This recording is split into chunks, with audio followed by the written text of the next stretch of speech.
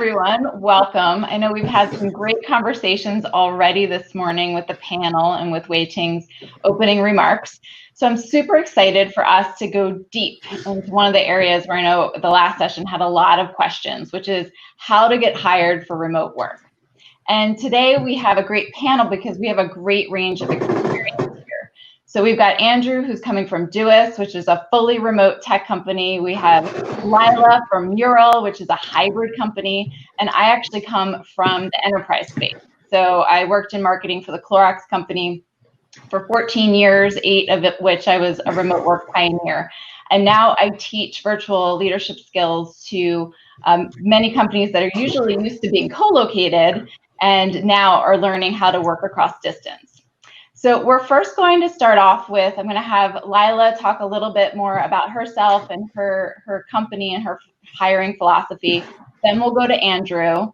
Then I have some pre-prepared questions that we'll get into, but it's really important that we hear from all of you. So please be updating the stage chat with all of your questions, and I might pepper in a couple of them as they come in, and then we'll definitely leave time at the end to get to more of your questions. So Laïla, let's talk to you first. Let's give us kind of a little bit of sense of, first, where are you calling in from today, and a little bit of your background and your hiring philosophy. Yeah, well, hi everyone, and thank you so much for having me at today's Remote Career Summit. I am actually calling in from Switzerland, so it's a little bit later here than for most people in the US. It's around 7:30 p.m. And I'm head of culture and collaboration at MURAL, although my background is in user experience design, so I've actually changed quite a little bit in my career. But I've been working remotely for about 6 years now, and started out in UX design, then moved over to MURAL. And in this role, my role is actually about, on the one hand, making sure that we're creating a great working environment for employees at MURAL, and on the other hand, helping out with improving the way that we collaborate internally, especially as a hybrid team. So we have offices in San Francisco and Buenos Aires, but we also have a lot of people who are working remotely. And when it comes to our hiring philosophy, I would say that the main thing for us is to be as agile as possible. We are growing really fast as well, and we are hiring a lot of people for the company. But it's really important for us that throughout the process, we maintain that flexibility and know that anything can change. Hiring managers have different needs. Candidates that we may not have considered in the beginning, we may change our minds. So we really want to be agile with the way we get to know people, and we also want to respect our candidates' time and the fact that they get in touch with us. Want to really make sure that everybody has a positive experience, even if we don't end up working with them. Right, because you never know when another role will pop up that person's a good candidate for, right? Exactly. Yeah, but we are very also human-driven and purpose-driven, so we want to make sure that we communicate that as much as possible whenever somebody gets in touch with us. Well, let's go to Andrew next, and same thing. Tell us where you are videoing in from and a little bit about your background and hiring philosophy. Sure. So hi, everyone. My name is Andrew, and I'm based in Minnesota right now. And I'm a people ops generalist at Doist, and I've been there for about 2.5 years now. And my role is basically to steward the entire employee life cycle. So everything from hiring to engagement to everything in between. And really, it's kind of driven from a people-first approach, really making sure that we're creating an environment where people can thrive and just perform at their natural best. Just a little bit about Doist for those who are unfamiliar. We're a remote-first company, and we create tools that help people live and work more productively. 2 of those tools are Todoist, which is our flagship productivity app, and Twist, which is our mindful team communication app. So really, we kind of have built these around our remote-first approach, and really are kind of developing these products based on kind of this remote and asynchronous way of working. And our hiring philosophy is focused around a values-based approach. So really taking into account, both people's skills and their role relevant experiences, but really prioritizing that value alignment and that motivation of why they want to join our team, and really creating this dynamic where we're kind of both from the company and the candidate standpoint, finding that alignment and really seeing if that's a good fit for both of us. Great. Well, thanks for that. And again, back to the backdrop of this conversation today is I really do want to kind of push on the differences that might pop up between what Andrew might be looking for in a fully remote organization, what Laïla might be looking for in a hybrid organization. And as Wei-Ting talked about earlier today, right, there's that spectrum of remoteness where different companies are in different stages, right? They could be fully distributed or remote friendly or remote first. And what I'm seeing in the work I'm doing is you have remote beginner too. So you have these companies, especially from the enterprise space where I'm coming from, that are now starting to be more open to hiring remotely. And they are a lot less sophisticated in that area than some who have been doing it for a long time. So as we have people on the event today who are looking for jobs, they also need to keep in mind, where are their skills versus what is the company actually skilled in terms of that remote and distributed environment. So let's jump into skills. So let's talk about the skills that are required for an ideal candidate. So I know there's a lot of debate about hard skills versus soft skills. And personally, I hate the word soft skills because I actually see them as essential leadership skills. So I wanted to get your take on what are those key soft skills or leadership skills that are needed to succeed in a remote environment, and how can candidates actually prove to you and show you these skills during either the application process or the hiring process. So either one of you want to start that conversation? I'll let Andrew go first. Sure. Yeah, so that's a great question. And it's kind of difficult to choose, one versus the other in terms of soft or hard skills. But I think I would kind of lean more towards softer skills, and as you said, they're more of like leadership sorts of skills. For example, at Doist, effective communication, self-driven kind of approaches to working, and the ability to kind of manage yourself and your time are incredibly important in just our fully remote context where, you don't have anyone kind of keeping tabs on you on a hour-to-hour basis. You're kind of, responsible for really taking ownership for yourself and for your role. And in terms of how, we kind of encourage candidates to show that on their, as they're applying for roles, really identifying how they've utilized those skills in previous roles or in different experiences that they've had. And communication, for example, is something that we, are able to see directly from an application, just how candidates respond to the application questions or how they craft their cover letter and these sorts of less obvious ways. Well, to that point, just a follow-up question to Andrew before I go back to Laïla. Cover letters, that's something that has come up. Is that actually still something that you look at and require and really use during that application process? So when I joined Doist about 2.5 years ago, we doubled down on cover letters, and that was our whole stance. And since then, we've actually switched to very specific questions that we ask candidates to respond to. We found that this is a more inclusive way to invite people who don't necessarily know what a cover letter should cover, kind of be able to answer the questions that we're really interested in learning about, like why they're applying and kind of what skills they see themselves bringing to the team. And but that really does help us capture that kind of that value alignment standpoint and understand, how someone communicates in writing, which is, in our case, how we primarily communicate, but also to kind of get that motivation behind why they're applying. Yeah, that's a really good point for everybody listening, right? Those questions. So you move from cover letter to specific questions, and those questions are not being looked at just for the content of the questions, but actually how you're communicating the answers. It's super important.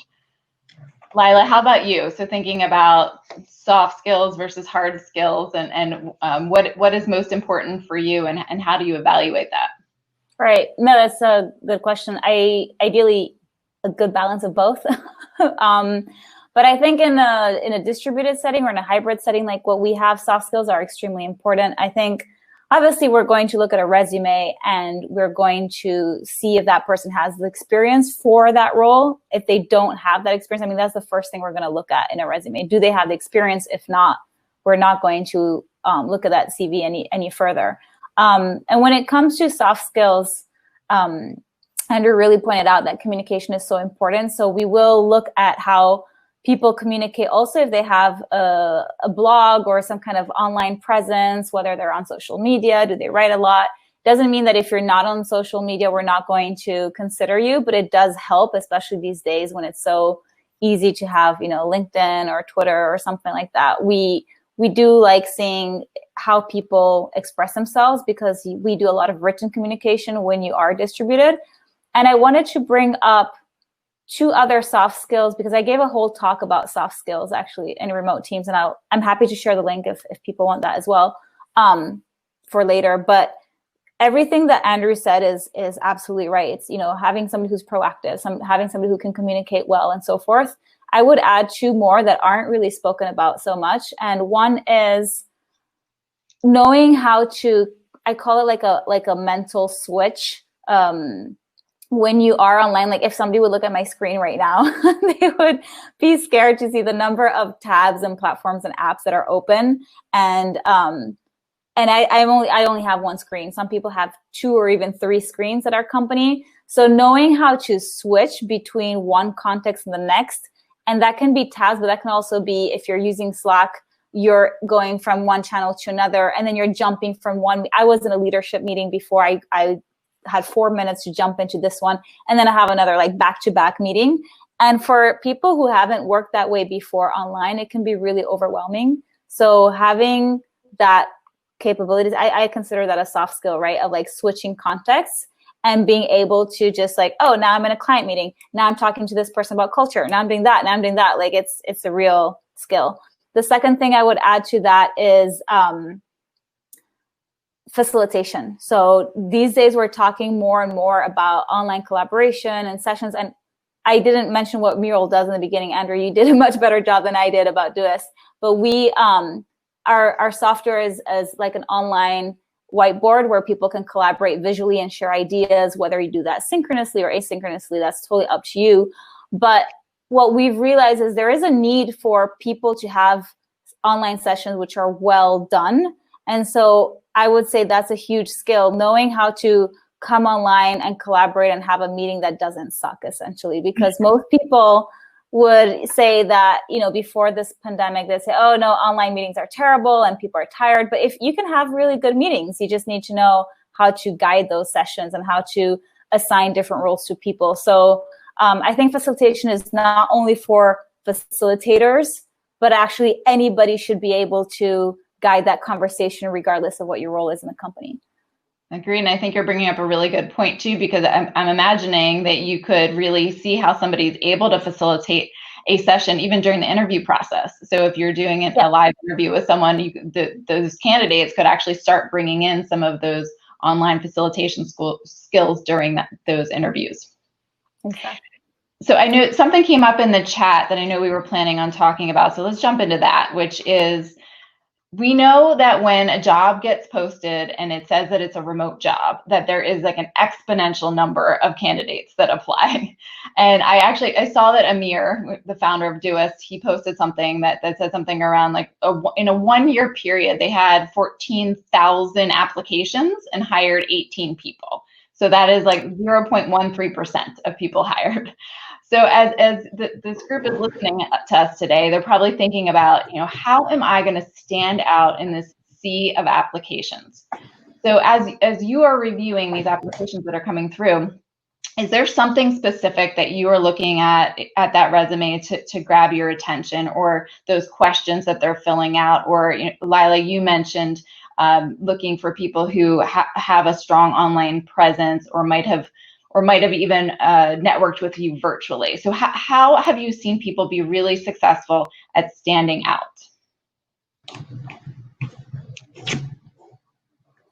I don't know if that was. I didn't want to interrupt. Go ahead, Andrew. No, I can start. That's a challenging question. Actually, the set that you're talking about was the year that I had applied at Doist. So it's a miracle that I was one of the 18. So it's a miracle that I'm sitting here right now. But to answer your question, one of the biggest things so I handle the initial screen for every candidate that comes through, which is kind of a crazy undertaking. But the biggest thing that I look for as I'm doing that is what's their motivation? And is it specific to wanting to work at Doist, or are they just looking for a job, right? And there's nothing wrong with looking for a job, of course, but when you're, we're a team of 77 now, and we're distributed across 30 different countries. So, when you have to be that selective, you really have to see that people are genuinely motivated by your company's mission, by their values, and are really invested in joining that mission and kind of going along the ride with you. And aside from that, unfortunately, what I often see is that most candidates kind of sabotage their chances just by not being thorough in their application.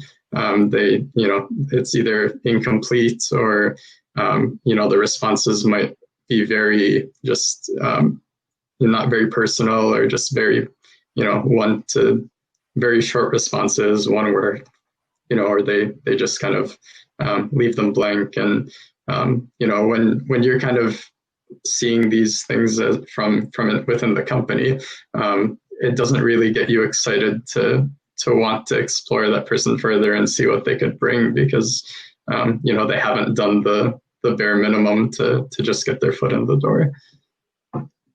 Yeah, so again, it's just reinforcing that somebody's looking at those answers, and really it's that first kind of gatekeeper view into whether or not you move on. And Andrew, what you were saying too, in terms of again, from the enterprise space, a lot of companies have been hesitant to put remote on the job descriptions, because then they think that they will get a lot of people who are just applying because it's a remote job, versus actually putting their first foot forward, saying, I actually am really interested in your company. I think I'm a good fit for the role, but they're approaching it through the angle of, I want the job because it's remote, which I think, Laïla, you probably would also agree in terms of saying, like, that is not the way to get your attention in terms of moving forward in the process. No. Laïla, anything you wanted to add in terms of what stands out to you when you're looking at an applicant? Yeah, I mean, to your point, it always surprises me when people reach out to me on LinkedIn and say, hey, I'm looking for a remote job and I'd love to apply for a job at MURAL. Also because not all our jobs are remote anyway, so that's just something to be aware of. I would add on to what Andrew said about motivation. Yeah, I look at whether people have done their research on what MURAL actually does as well. Do they know, have they looked at the use cases? Do they really understand what the product does? Of course, I'm not expecting them to be experts at MURAL, but already if somebody mentions in their interview, I've used MURAL, or here's like a canvas that I did, that's great. That's like amazing. You did a free trial, and that shows that you are really interested and curious about what we do. I have to say that we'll also look at, in terms of experience, do they have experience working in a tech company? That obviously has its advantages. We have people who come from different industries, and that is fine. But yet, yeah, generally we will prioritize people who have had that experience before, and whether they worked remotely or not. That's also not because they might not be remote, but we have other people on our team who are remote, and we understand that more and more people are starting to learn what it's like to have empathy for people who are in a distributed team. but it does come with a whole set of challenges and different type of culture, and not everyone might be fully aware of that. So one of the things that you're pointing out that I see a lot within these companies that have a headquarters in one place and satellite offices and then some fully remote is something called distance bias, which is our brain's natural tendency to put more importance on the people and things closer to us than those that are further away. So that creates a within the organizations where, as you were saying, there's a cultural dynamic where not everybody's on the same playing field unless people are actively trying to mitigate and overcome that. So you were just saying something, Laïla, around looking for experience for people who have worked remotely before. So I'll actually go to Andrew next, since you are a fully remote or fully distributed organization. Is it a requirement that as people come in that they have had remote work experience before they start working for Doist? No, not at all, actually. I mean, it definitely can be helpful, and it can give them kind of an advantage to understanding what that dynamic looks like. But we're typically more interested in those skills that we talked about earlier that reflect someone who's likely to thrive in that sort of context or has the tools they need to thrive in that context. And then we kind of course, want to give them a very realistic understanding of what a fully remote setup looks like, because after that initial period of time where you just love the flexibility and just are enjoying the novelty of everything, you kind of run into those real challenges of having to manage your well-being and your isolation and just being able to continue thriving in that context. So during your hiring process, do you do anything to try to replicate that experience? Because we've heard of some organizations that have this trial period where they give people projects to work on in a remote environment. So does Doist do anything like that? So every person who goes through our process actually completes a test project, and that's something they get to take and work on independently and then bring back. But then once someone is hired, they actually go through a 3-month trial period where, it's kind of our big invitation to kind of let them kind of figure things out and to really, kind of guide them as they get used to this context. And fortunately, most people are able to adapt to that. But of course, in the case where, someone really just doesn't, isn't thriving in that setting, or just doesn't enjoy the realization that they don't get to work with people in person very frequently, it kind of, can help them both make a decision and help us kind of see if this person is going to be able to be successful moving forward. And Laïla, a follow-up on that. So as you're thinking about hiring at a manager level, do you have any requirements of people having experience having managed and coached and led remotely before they come in and might have a remote team within MURAL or distributed team within MURAL? It's definitely a plus if you do have that experience, but it's not a must. So we will look at skills as well, as Andrew mentioned. But of course, if somebody says, yeah, I've been working remotely for X amount of time, that is something interesting for us, especially since we're growing fast and we also have a lot of new managers, people who haven't managed people before. I mean, we have to think also the training that we're going to give such managers. And there's one thing is like training for managers in general. And then another thing is training for managers who are managing remote teams or a hybrid of remote and office teams. So that's something that we are definitely looking at, and also training for our leadership team as well, because this is the first time for many people who also founded the company to have a company of this size and that's growing this way. And, they started in Buenos Aires and then they spread out from there. So it's a learning curve for everyone. Hope that answers the question. Very helpful. And to talk a little bit deeper on the hiring process. So tell us a little bit about how you're gauging communication and collaboration. So we talked a little bit about how you're looking at that application for communication signals. You are looking at some other aspects to just make sure they're going to be a good fit with these softer skills. So tell us about the interview process. So are you doing synchronous video interviews? And if so, are there any tips you can give people about what to do and not to do in terms of those synchronous video interviews? And then is there anything else asynchronously you could do? So like this, heard one of the companies talking about using asking for a Loom video so that you could even see asynchronously how people do on video as part of the application and hiring process. So Andrew, I'll go to you first. Sure. So we do synchronous interviews. So we typically have each candidate will do 3 interviews and then that test project I mentioned. And that typically happens with the hiring manager, who's probably going to be that person's manager once they join, a member of their team, and then a member of our leadership team. So typically within each of those, they'll span like topics like values, behavioral sort of stuff, or situational, and then role specific things. But within that whole process, they're having the opportunity to communicate in writing before, and in person, they're kind of having that chance to communicate in person, which, although it's kind of a secondary means of communication for us, it's still important.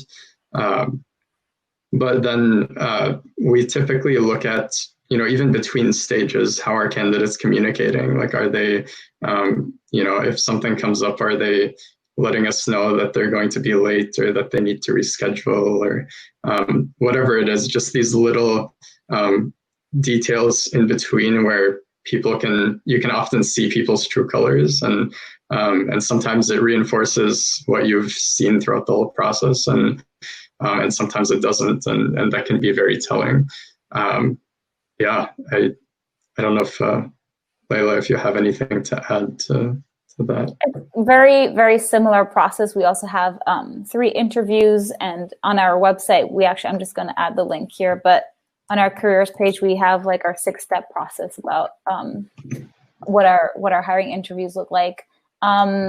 Yes, I think one of the very telling things for me, so we do synchronous interviews only. Of course, if people want to ask questions in between those stages and send us an email, that's absolutely fine.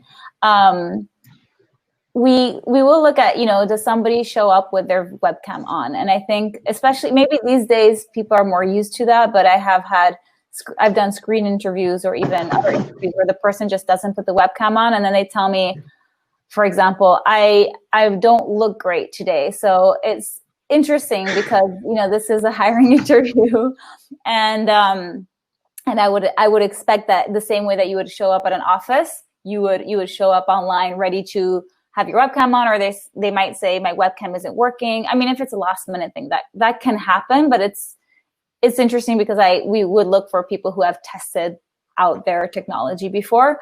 So if somebody hasn't used Zoom or whatever platform we're using for the interview, that's okay. We can guide them through that. We're not expecting everybody to know all the technology, but if you aren't aware of, it's important for us to see you, and this is the closest thing we have to face-to-face communication, is having your webcam on. Yeah, I guess I focus very much on the webcam, but it has surprised me a lot when that doesn't happen. Yeah, there's a lot of people who just are not yet comfortable being on video, and it's something, again, in enterprise space especially, that I have to work on is how to help people get comfortable, not only knowing what buttons to press to turn things on, but also how to feel comfortable themselves on the video. But it's a very important skill as we're moving forward. So I'm continuing to look at the stage questions. A lot of them we have covered in a kind of a broad, more general way. So there's a couple kind of more deep dive specific questions. So there's one from Karthik that asks, what is the best platform place to stand out as an applicant software engineer to prove his skills?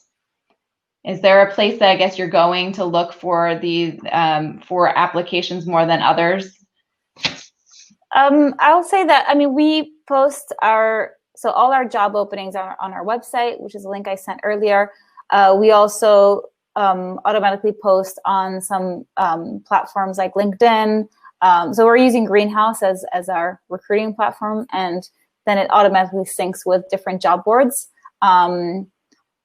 There's not one specific one, but we may work with external recruiters as well, sometimes for very specific roles. So for example, with sales, and if we know we want to hire somebody in sales in a specific city, we will work with external recruiters for that. Or we tend to hire developers in Buenos Aires at the moment, or at least in Argentina, because that's where most of them are. And at the moment where we would like to keep developers pretty much in the same time zone. And also, we all speak English, but we also have a lot of Spanish speaking people in our team. So it makes it easier for us to have people in Latin America. And then we might use very local job boards there, or recruiters are located in specific countries there. But I can't say there is one job board that, that's where we go get our developers. They come, actually the best ones come from referrals. So we get a lot of people at MURAL who recommend their friends or people in their network or communities. And they're not only coming from referrals, but I have to say that also helps a lot to bring. And then there's another level of, I guess, trust as well. If somebody's bringing in somebody that they've already worked with before at a previous company, then we have a second layer of knowing that this person, what this person could be like at work. So that reinforces the need for networking and continuous networking for applicants, right? Yes. So there's another question, and actually, Laïla, you're probably the better one to answer this since you have actual office sites. This is from Julia. Do companies hiring for remote positions give preference to candidates that are located in the same city as the headquarters? So I heard you just mention for Buenos Aires, for example, you're looking maybe at a time zones, people within similar time zones. But do you find that even if you have a remote position, that you're geo-locating around San Francisco or Buenos Aires to start? Again, it depends on the role. So we have done that for sales and engineering teams. But with design, for example, we started spreading out. So most of the designers are in Buenos Aires, but we've now started expanding into the United States. And whereas customer experience, for example, they're much more distributed across the whole US and also in Europe and Argentina. So I think it's more about the roles, and we look a lot at time zones and how we can overlap best. But our plan is definitely to continue expanding globally and also go into Asia Pacific regions. So we're not limited, but we also want to make sure that we don't have 200 people in two regions and then one person all on their own in Tokyo. Because that would create an imbalance. It's a gradual spreading. We're across 6 different time zones now, and then we're going to gradually add more, but we want to make sure that we do it in an intentional way. Hi, Lauren. I think that means that we're getting toward the end of our session, right? Just a couple minutes left. Great. So before we do wrap up, so Andrew and Laïla, if people have additional questions for you after the session, what is the best way for them to reach out to you? So Andrew, I'll have you go first. Sure. So I'm on pretty much everywhere on social media. Twitter and LinkedIn are probably the best places, and I can add my my profile links in the chat, so anyone can reach me. And I'm adding a link right now to the chat as well for a great blog that Andrew wrote about the topic that we're talking about today. So that's a great resource for you after this. And Laïla, how about you? How should people get in contact with you? I just put my Twitter handle in the chat. So it's Laïla Von A on Twitter. And if you remember how to spell my name, you can find me on LinkedIn as well. It's easy, just copy paste. And great for myself as well. You can find me on LinkedIn under Sacha Connor. It's the best way to connect with me as well. And I'll put my Twitter handle as well in the chat. So that in our last minute, I'll have Andrew, you've got 30 seconds, and then over to Laïla. What is that kind of one piece of advice that you want people walking away with today in terms of how to land that remote job that they're looking for? Focus on your why. I really can't understate having a strong and intentional motivation for any role and company that you're applying for. it shines through in your application, and if it's not there, then it will really make your application unmemorable. So yeah, focus on your why and make sure that you drive that through your application and through your entire hiring process. All right, and Laïla, how about you?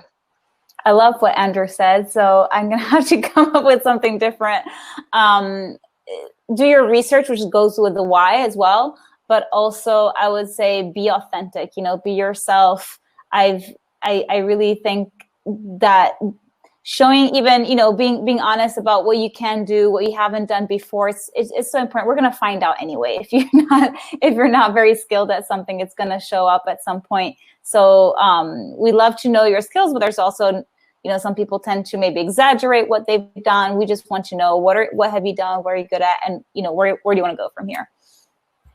Great. Well, thank you so much for your time today and sharing all of your advice with the group. Bye, everybody. Thanks. Bye.